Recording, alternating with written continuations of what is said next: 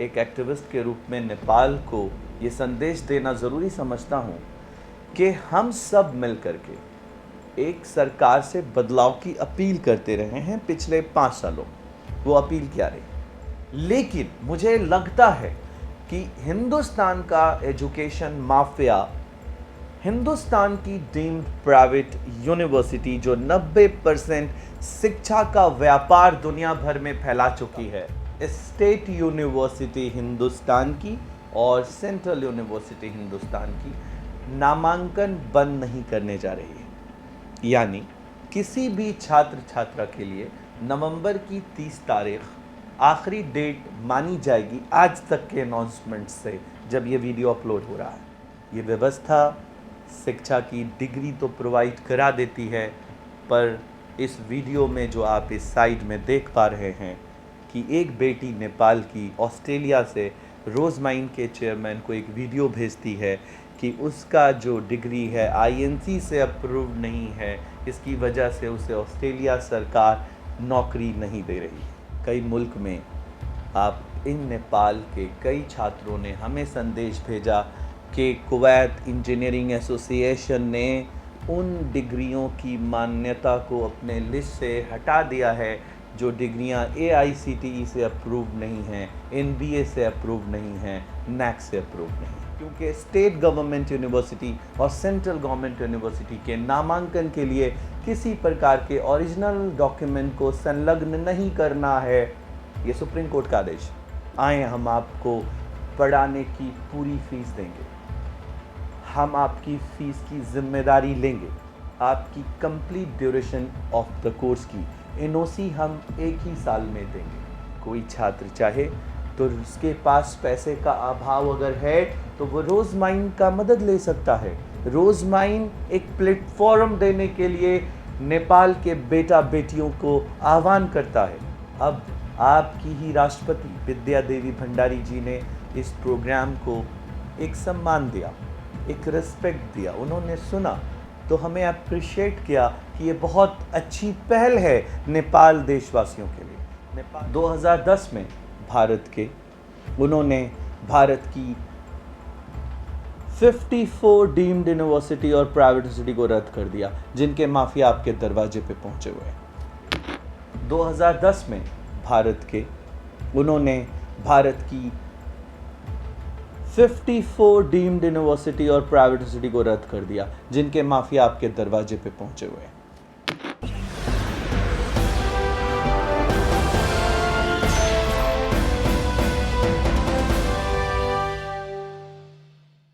एक शायर ने क्या खूब कहा है कि सोचने से कहाँ मिलते हैं तमन्नाओं के शहर, चलना भी ज़रूरी है मंजिल को पाने के लिए। आज हम बात कर रहे हैं नेपाल के छात्र छात्राओं, उनके अभिभावकों और कोरोना के बाद आए हुए कई रूल्स एंड रेगुलेशन जो देश में बच्चों के हित में बनाए गए, भारत के छात्रों के हित में बनाए गए, नेपाल के छात्रों के हित में बनाए गए।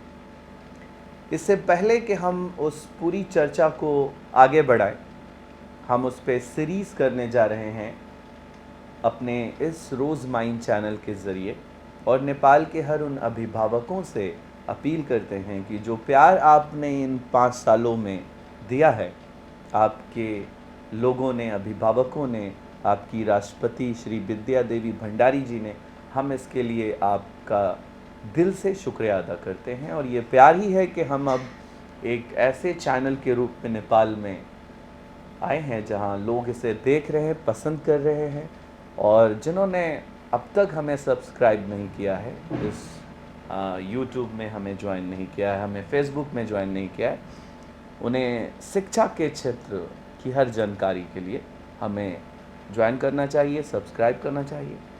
नमस्ते नेपाल। हम बात कर रहे हैं आज कोविड के बाद आए हुए बदलाव की, और कोविड में जो कुछ भी देश में, दुनिया में बदला है, आर्थिक एक मंदी सी आई है, कई चिंता है नेपाल के परिवार के लोगों की कि अब भारत के छोटे मोटे नोक झोंक के बाद क्या भारत में उनका बच्चा जब पढ़ने आएगा तो वही प्यार, वही सम्मान उनको मिलेगा कि नहीं। इस तरह की के कॉल से, इस तरह के सवाल से चिंता तो ज़ाहिर होती है। लेकिन हमें ये समझना होगा कि राजनीतिक लड़ाई का कोई मापदंड सामाजिक लड़ाई में नहीं आंका जाता, और जो राजनीतिक लड़ाई होती है, नोकझोंक होती है, जो बातें होती हैं, जो मीडिया उछालती है, उसका संबंध समाज में, कॉलेज में, यूनिवर्सिटी में और आम बोलचाल की भाषा में ऐसे नहीं देखा जा सकता कि हम अपने दिल में बिना जाने, बिना तहकीक किए कोई डर पाल लें। हमारा मुल्क एक दूसरे के साथ खड़ा है, हमारे सारे बॉर्डर्स खुल चुके हैं। खुशी की बात तो ये है कि जो 15% सीट रिजर्वेशन स्टेट गवर्नमेंट ने अनाउंस करी थी अपने नेपाल के छात्र छात्राओं के लिए, वो कंटिन्यू करी जा रही है। पर आज का विषय बहुत इम्पॉर्टेंट हो जाता है जब मैं एक एक्टिविस्ट के रूप में नेपाल को ये संदेश देना ज़रूरी समझता हूँ कि हम सब मिल कर के एक सरकार से बदलाव की अपील करते रहे हैं पिछले 5 सालों में। वो अपील क्या रही कि हमारे नेपाल की सरकार को ये समझना होगा कि उनकी 70% आबादी छात्रों की हिंदुस्तान में पढ़ती है, और हिंदुस्तान का एजुकेशन सिस्टम जो 3 हिस्सों में तब्दील किया गया है, 3 हिस्सों में बांटा हुआ है। उसका पहला हिस्सा सेंट्रल यूनिवर्सिटी है, दूसरा हिस्सा स्टेट यूनिवर्सिटी है, और तीसरा प्राइवेट और डीम्ड यूनिवर्सिटी। मेरी अपील है सरकार से कि जब सरकार +2 का एग्ज़ाम का रिज़ल्ट निकालती है, तो हम हमेशा से अपील करते रहे हैं कि उसे 15 अगस्त से 16 अगस्त से पहले निकालना चाहिए, ताकि हमारे नेपाल के छात्र, अभिभावक हिंदुस्तान की स्टेट गवर्नमेंट और सेंट्रल गवर्नमेंट में अपने छात्रों का नामांकन करा सकें। लेकिन मुझे लगता है कि हिंदुस्तान का एजुकेशन माफिया, हिंदुस्तान की डीम्ड प्राइवेट यूनिवर्सिटी जो 90% शिक्षा का व्यापार दुनिया भर में फैला चुकी है, हिंदुस्तान की वो यूनिवर्सिटीज आपके गली मोहल्लों में चाचा की शक्ल में, मामा की शक्ल में एजुकेशनल कंसल्टेंसी एसोसिएशन बनाकर छात्र छात्राओं के शिक्षा का व्यापार कर रही है। मैं फिर से बताना चाहता हूं कि जब 15 अगस्त बीत जाने के बाद 2019 में रिजल्ट आता है या आ रहा है, तो सिर्फ छात्र और छात्रा जो नेपाल के हैं वो प्राइवेट यूनिवर्सिटी में नामांकन ले पाएंगे। तो हमने 2019 में भी ये अपील करी थी, और उस अपील का असर ये हुआ था कि रिजल्ट पहले आया। पर इस साल अभी तक नेपाल में एग्ज़ाम्स नहीं हुए हैं +2 के। लेकिन चिंता की बात इसलिए नहीं है कि नवंबर की 30 तारीख तक स्टेट यूनिवर्सिटी हिंदुस्तान की और सेंट्रल यूनिवर्सिटी हिंदुस्तान की नामांकन बंद नहीं करने जा रही है। यानी किसी भी छात्र छात्रा के लिए नवंबर की 30 तारीख आखिरी डेट मानी जाएगी आज तक के अनाउंसमेंट से, जब ये वीडियो अपलोड हो रहा है। 15 नवंबर से लेकर 30 नवंबर तक वो अपना नामांकन इस मुल्क में कई राज्य की यूनिवर्सिटी और कई सेंट्रल यूनिवर्सिटी में कराने में सक्षम होंगे। वो छात्र जिनके पास +2 का रिजल्ट पहले से ही है, वो आकर अपना नामांकन करा लें।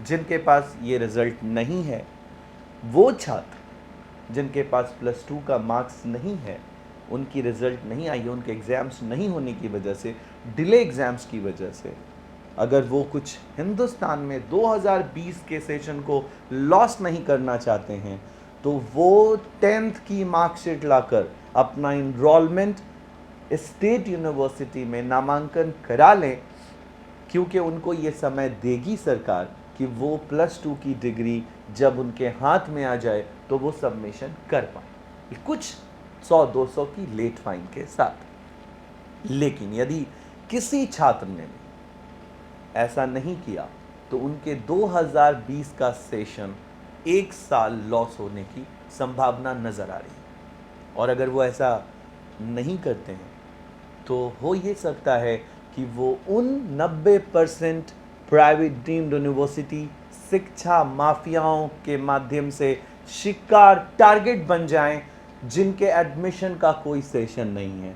वो जनवरी में भी कर सकते हैं, वो फरवरी में भी कर सकते हैं, वो मार्च में भी कर सकते हैं, और हो सकता है कि वो एक साल पीछे जाके भी कर सकते हैं। ये व्यवस्था शिक्षा की डिग्री तो प्रोवाइड करा देती है, पर इस वीडियो में जो आप इस साइड में देख पा रहे हैं कि एक बेटी नेपाल की ऑस्ट्रेलिया से रोजमाइन के चेयरमैन को एक वीडियो भेजती है कि उसका जो डिग्री है आईएनसी से अप्रूव नहीं है, इसकी वजह से उसे ऑस्ट्रेलिया सरकार नौकरी नहीं दे रही है। आप इसे सुन सकते हैं।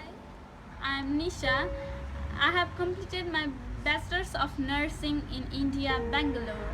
Now I am in Australia for my future career.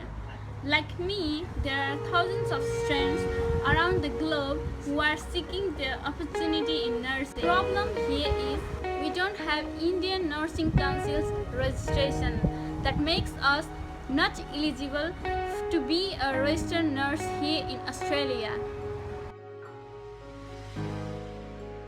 We were told to get a registration from Rajiv Gandhi University at the time of admissions, but they haven't provided. We don't want to waste our time, money and hard work.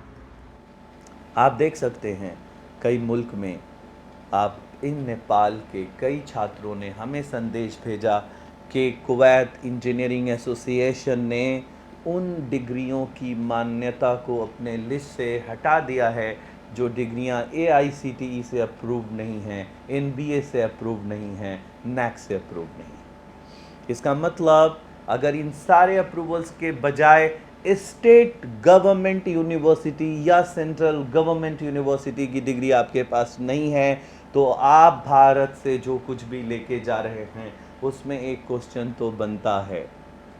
इसका जवाब शिक्षा mafia नहीं दे रहे, छुपाई जा रही है कुछ बातें। हम कंक्लूड करना चाहते हैं, हम छोटी सी वीडियो में सब कुछ नहीं कर पाते। हम बात कर रहे हैं एडमिशन 2020 की। हम 2020 में नामांकन के लिए क्या क्या करें।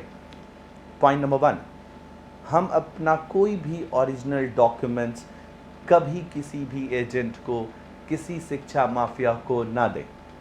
प्राइवेट डीम्ड यूनिवर्सिटी के होटल के कमरे में बैठे व्यक्ति को ना दें। किसी मामा चाचा के लड़के को ओरिजिनल डॉक्यूमेंट ना दें। पॉइंट नंबर 1, क्यों नहीं दें? क्योंकि स्टेट गवर्नमेंट यूनिवर्सिटी और सेंट्रल गवर्नमेंट यूनिवर्सिटी के नामांकन के लिए किसी प्रकार के ओरिजिनल डॉक्यूमेंट को संलग्न नहीं करना है। ये सुप्रीम कोर्ट का आदेश है। उसको सिर्फ माइग्रेशन सबमिट करना है, और अगर ज़रूरत पड़ी सरकारी यूनिवर्सिटी उसके जांच के लिए तो आपके डॉक्यूमेंट्स कॉलेज में मांगे जाएंगे, ज़रूरत पड़ी तो, जिसकी संभावना कम है। लेकिन आपके साथ क्या हो रहा है कि आपके ओरिजिनल डॉक्यूमेंट्स लेने के बाद आप उस ठगी का, व्यापार का हिस्सा बन जा रहे हैं। पॉइंट नंबर 2, छात्र क्यों 1000 रुपया लगा करके इन सारे सवालों के जवाब पटना आकर हमारी ऑफिस से नहीं ले जाते? क्यों वो 1000 रुपया और कड़ी मेहनत करने से कतराते हैं? और क्यों वो 1000 रुपया खर्च और कड़ी मेहनत से कतराने के बचने के लिए अपने पापा का, अपने मम्मी का, अपने परिवार का कमाया हुआ करोड़ों लाखों की पूंजी को किसी शिक्षा माफिया के हाथ सौंप देते हैं? क्यों वो खुद चलकर पटना नहीं आ सकते कि आप यहाँ आएँ, किसी की कानों से सुनकर, किसी के बातों को सुनकर कोई फैसला नहीं करें?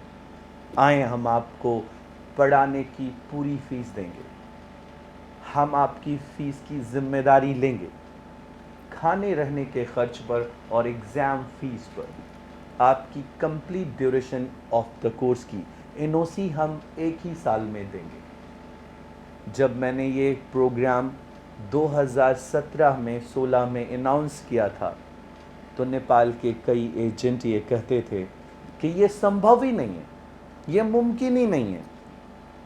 लेकिन हमारे पहले साल में हमारे ख़िलाफ़ ई-कैन नाम की एक एसोसिएशन ने, एजुकेशनल कंसल्टेंसी एसोसिएशन ने हमारी उन बातों पर रॉन्ग इन्फॉर्मेशन का स्टैंप लगा दिया और बच्चों को गुमराह किया कि जो छात्र किसी कंसल्टेंसी के माध्यम से एडमिशन भारत में नहीं लेगा, उन छात्रों को धरता नहीं मिलेगा, उन छात्रों को डिग्री नहीं मिलेगी, उन छात्रों की डिग्री सरकारी नेपाली लिस्ट में शामिल नहीं होगी।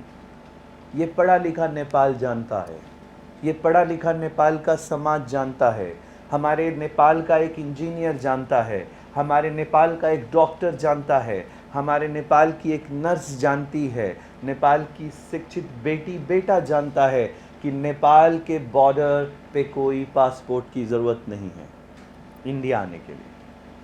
और हम डायरेक्ट आकर के बिना रोज़माइन के, बिना किसी कंसल्टेंसी के भी हम एडमिशन लेने में सक्षम हैं। वो इन्फॉर्मेशन जो ई-कैन के माध्यम से छात्रों को दी जा रही है वो सरासर गलत है। कहना क्या चाहता हूँ कि यदि कोई छात्र किसी भी एसोसिएशन के साथ के बगैर चाहे तो वो एक बस पकड़ कर आए, हिंदुस्तान की किसी भी स्टेट गवर्नमेंट यूनिवर्सिटी और सेंट्रल यूनिवर्सिटी में अपना नामांकन करा सकता है। कोई छात्र चाहे तो उसके पास पैसे का अभाव अगर है तो वो रोज़माइन का मदद ले सकता है। रोज़माइन एक प्लेटफॉर्म देने के लिए नेपाल के बेटा बेटियों को आह्वान करता है।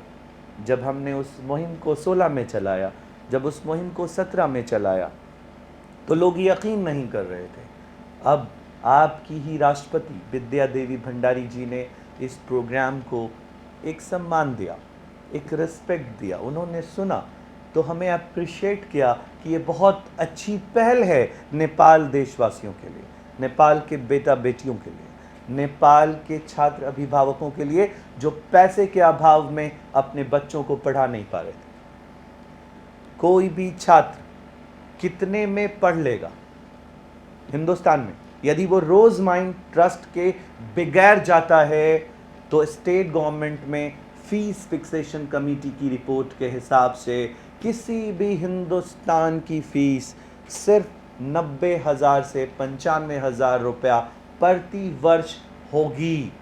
इंजीनियरिंग में, लॉ में, होटल मैनेजमेंट में और सारे अदर कोर्सेज में जो 4 साल के होंगे, 3 साल के किसी भी कोर्स के लिए 80 से 75,000 से लेकर 80,000 के आसपास की फीस फिक्सेशन कमेटी की रिपोर्ट के हिसाब से फीस होगी। यदि आप रोज़माइन से नहीं जा रहे हैं तो इसका मतलब 3 साल के कोर्स के लिए जीएनएम, 3 साल के कोर्स के लिए डिप्लोमा इंजीनियरिंग, 3 साल के कोर्स के लिए सारे डिप्लोमा पैरामेडिकल्स की फीस 60 से 70,000 रुपया स्टेट गवर्नमेंट एफिलिएशंस की फीस फिक्सेशन कमेटी की रिपोर्ट में होगी।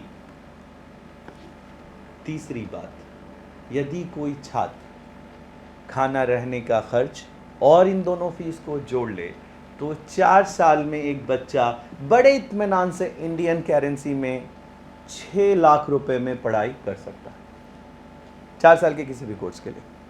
3 साल के कोर्स के लिए ये रकम 4.5 लाख से 5 लाख होगी और कोई भी 2 साल के कोर्स में ये रकम 3 लाख होगी यदि कोई छात्र सेंट्रल गवर्नमेंट एफिलिएशन के साथ पढ़ाई कर रहा होगा, स्टेट गवर्नमेंट एफिलिएशन के साथ पढ़ाई कर रहा होगा, बिना रोज़माइन के सपोर्ट के कर रहा होगा, तो ये फीस वो खुद आकर यहाँ पे करके पढ़ाई कर सकता है। लेकिन यदि कोई बच्चा किसी पैरामीटर पर ओरिजिनलिटी और डुप्लीकेसी को समझना चाहता है तो मैं उसके लिए एक बड़ा भाई बन के, उसका गार्जियन बन के, एक सोशल एक्टिविस्ट बन करके एक सूचना देना चाहता हूँ कि उनके कलेजे पे सांप लौट रहा है जो शिक्षा माफिया की दुकान अवैध अंबर के माध्यम से ट्रस्ट की मुहिम से बंद हो रही है। वो मुहिम क्या है कि पहचान ये है कि जिस कॉलेज के 4 साल की फीस 4 लाख से प्लस है, सिर्फ फीस, मैक्सिमम नहीं, 99.99% वो कॉलेजेस प्राइवेट यूनिवर्सिटी हैं, उनकी डिग्री पे क्वेश्चन मार्क है। ये क्वेश्चन मार्क मैंने नहीं लगाया, ये क्वेश्चन मार्क मैंने नहीं लगाया, ये क्वेश्चन मार्क लगाया कपिल सिब्बल साहब ने, जो एजुकेशन मिनिस्टर थे 2010 में भारत के। उन्होंने भारत की 54 डीम्ड यूनिवर्सिटी और प्राइवेट यूनिवर्सिटी को रद्द कर दिया, जिनके माफिया आपके दरवाजे पे पहुंचे हुए हैं। मेरी बात मत मानिए, गूगल पे जाइए, black listed deemed private universities in 2010 लिखिए, आपको मिल जाएगी। आपके दरवाजे पे वही लोग पहुंचे जिनको फीस के बाजार में रकम बढ़ा करके, आपसे फीस वसूल करके कमीशन उनके घर पहुंचाना है।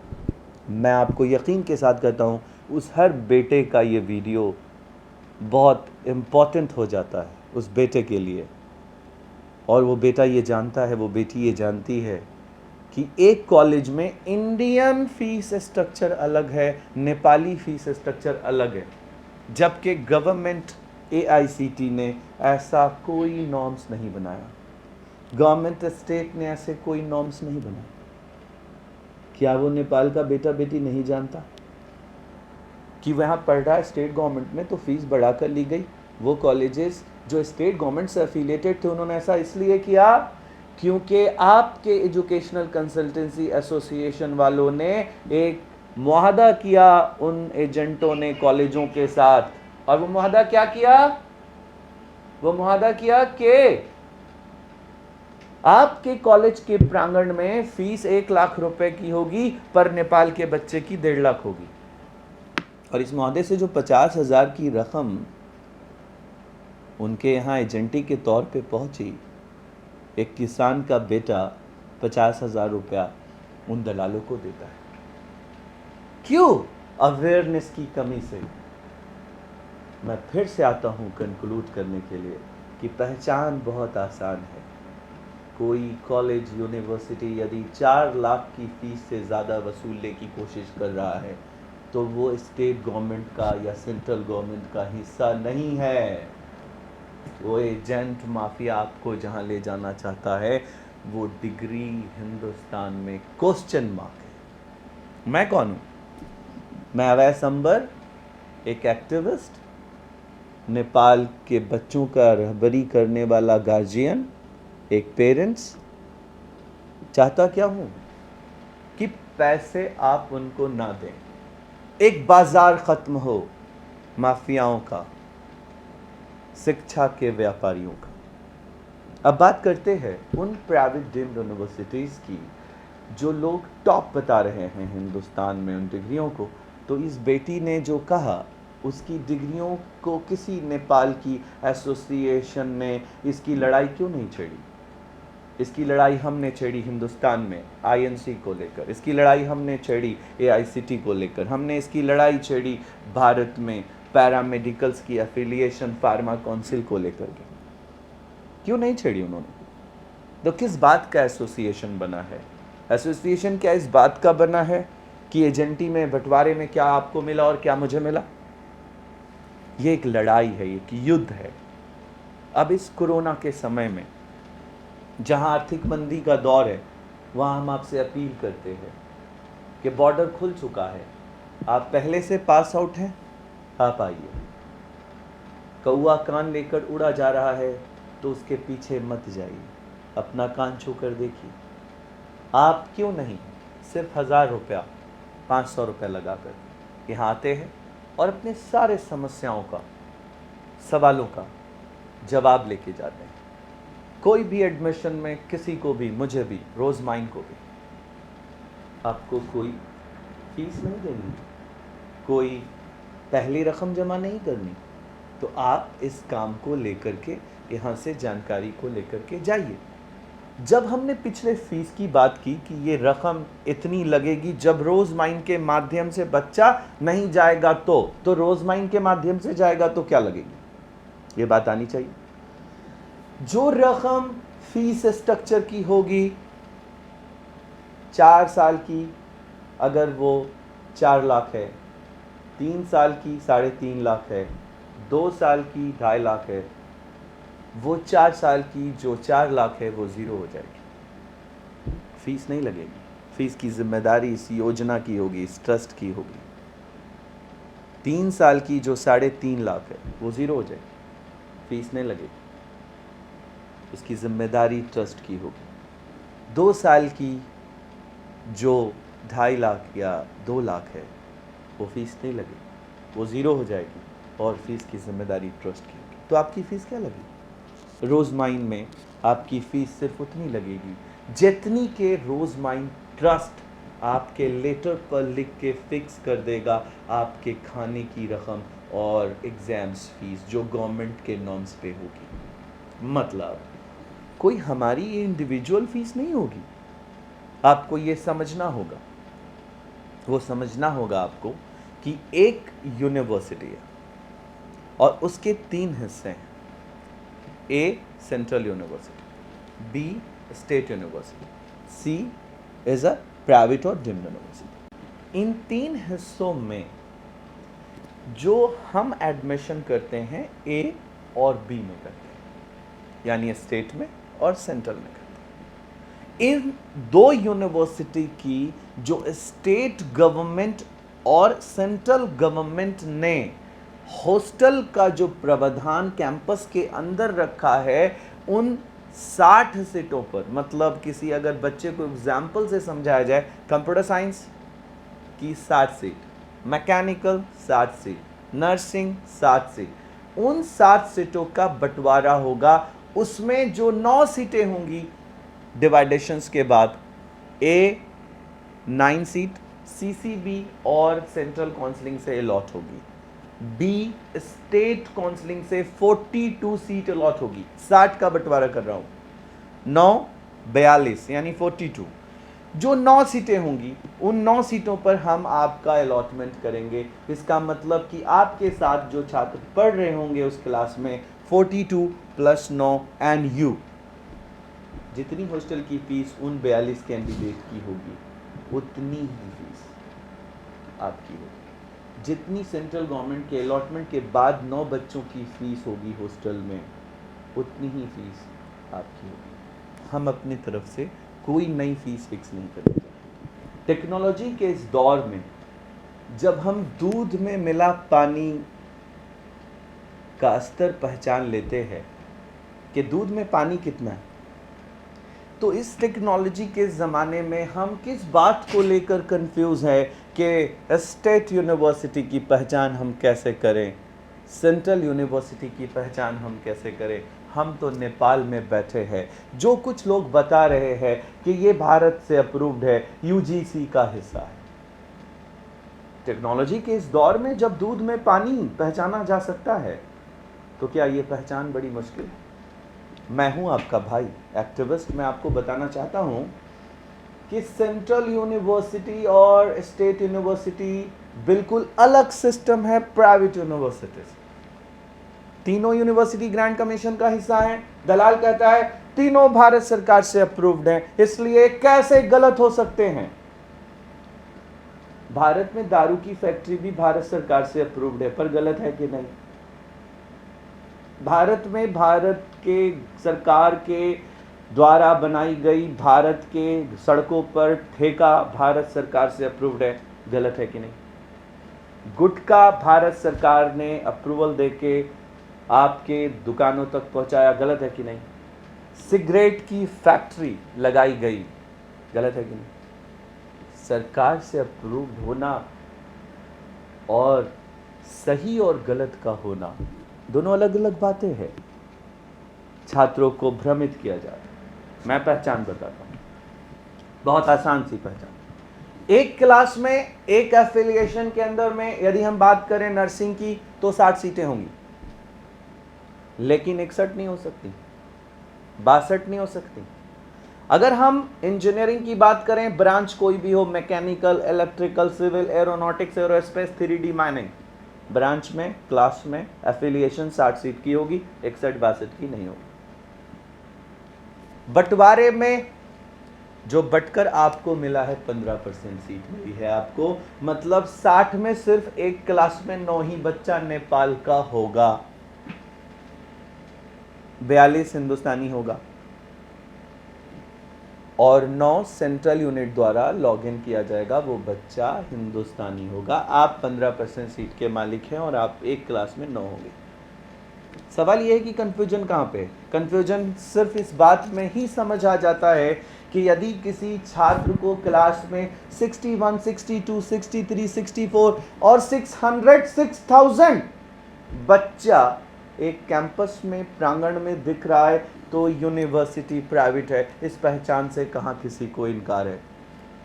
और ये पहचान करने के लिए आसान बात तो ये है कि उन्होंने अपनी वेबसाइट पर ही लिख दिया है कि 6000 कैंपस में मौजूद बच्चा, जबकि किसी भी सेंट्रल यूनिट में और स्टेट यूनिट में ऐसा प्रांगण में मौजूद 6000 बच्चा संभव ही नहीं। मेरे छात्रों, मेरे अभिभावकों, नेपाल के वासियों, किसान का पैसा, मेहनत का पैसा, दुकान से कमाया हुआ मेहनत का पैसा, सड़कों पे ठेला लगा के कमाया हुआ पैसा शिक्षा माफिया लूट रहे हैं। और हम और आप कंगना रावत और सुशांत सिंह का न्यूज़ में बिजी है। हम और आप नेपाल के डिस्प्यूट, पॉलिटिकल कन्वर्सेशन के डिस्प्यूट की चैनल पे न्यूज़ सुनकर बिजी हैं। विषय ये है कि हिंदुस्तान की गवर्नमेंट 15 अगस्त को और 15 नवंबर 2020 को एडमिशन बंद कर देगी। फिर उसके बाद जो एडमिशन आपके दरवाजे पे पहुंचेगा वो प्राइवेट यूनिवर्सिटी का। क्या चिंता का विषय ये नहीं है कि हज़ारों हज़ार बच्चे जो इस साल चाइना नहीं जा सकते, इस साल उनकी पसंद भारत है। भारत को भी पता है, नेपाल को भी पता है। भारत ने अपने दरवाजे खोल दिए हैं, नेपाल ने अपने दरवाजे खोल दिए। छात्रों को चाहिए कि वो बिना संकोच बस पकड़कर, बिना संकोच एक गाड़ी बुक करके हिंदुस्तान आए, क्योंकि अगर गाड़ी बुक भी कर लेंगे बिहार तक आने के लिए विराटनगर के बॉर्डर से और सप्तरी के इलाकों से, धरान से और काठमांडू से तो 10,000 का खर्चा आएगा, लेकिन 10 लाख बच जाएगा। 10 लाख की रकम जो लूटी जा सकती है वहाँ बैठ करके, वो बचाई जा सकती है छात्रों, लेकिन तब जब पहल आप करेंगे।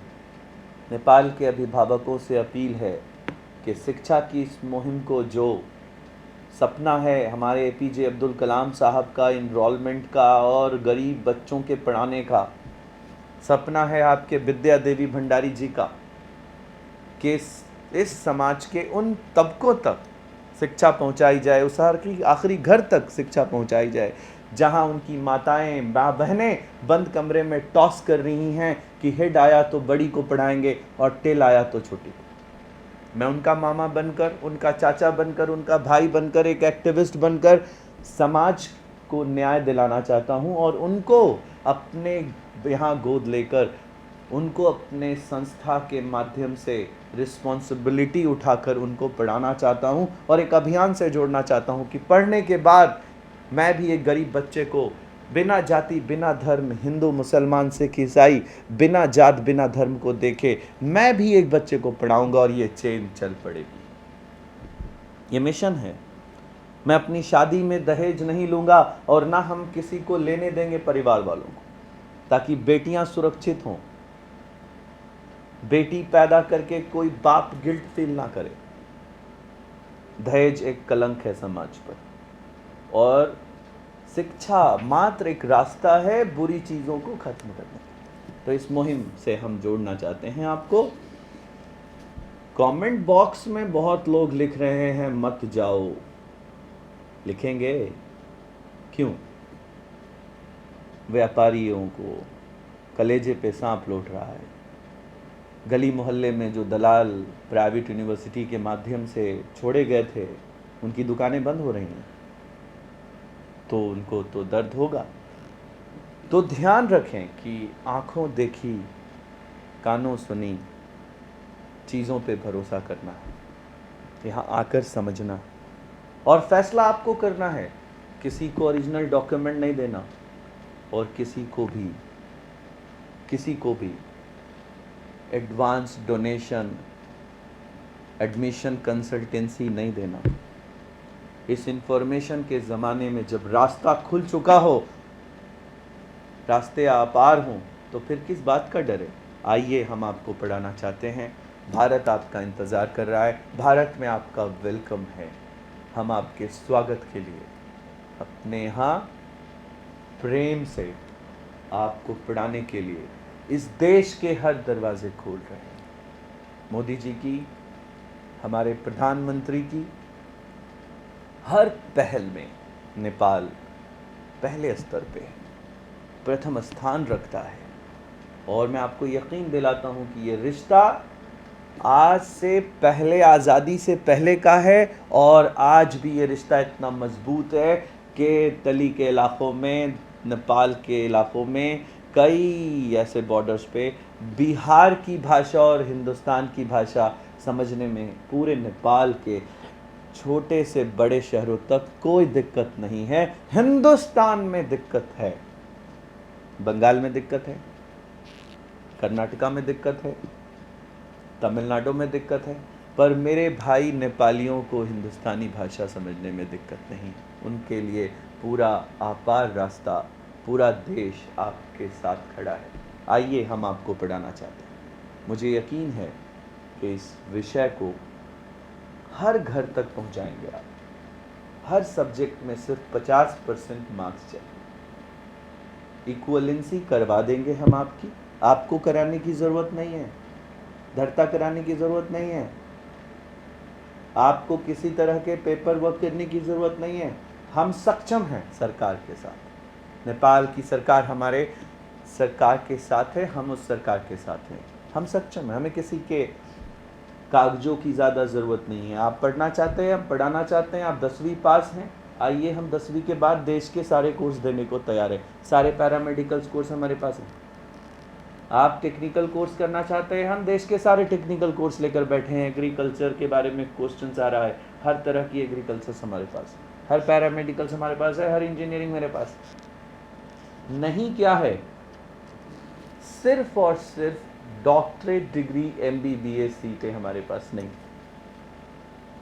हम डॉक्टरेट डिग्री MBBS डिग्री को छोड़कर देश का हर कोर्स जो आपके यहाँ सोचा जा सकता है और देश में यहाँ पढ़ाया जा सकता है, हम आपको देना चाहते हैं। Thank you so much.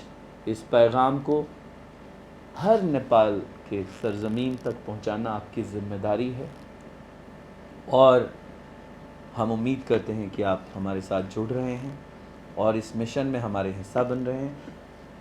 कुछ लोग एसोसिएट बनना चाहते हैं, कुछ लोग हमारे कार्यकर्ता बनना चाहते हैं, कुछ लोग हमारे मेंटर बनना चाहते हैं, हमारे गार्जियन बनना चाहते हैं।